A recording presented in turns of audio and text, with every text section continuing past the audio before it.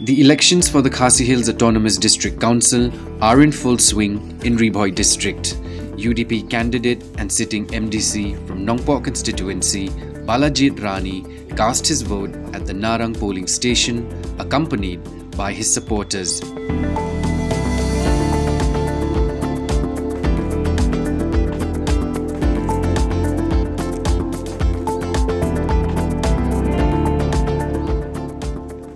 Speaking exclusively to DD News Meghalaya, Ranee emphasized the importance of further strengthening laws within the district council and also to preserve the culture and identity of the Bhoi community.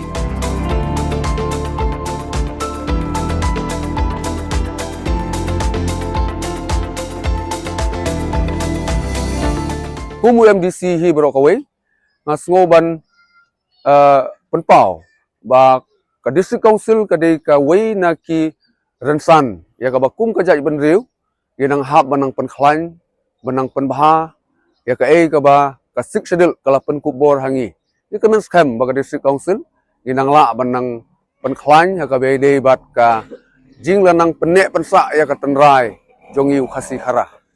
bat kedang don sibun kimat kiba kongsan ka ba kum ka jaj benriu kum ka dong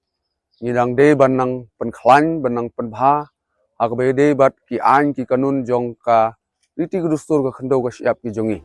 Counting of votes for the KHADC and JHADC elections will be held on February the 24th, 2025.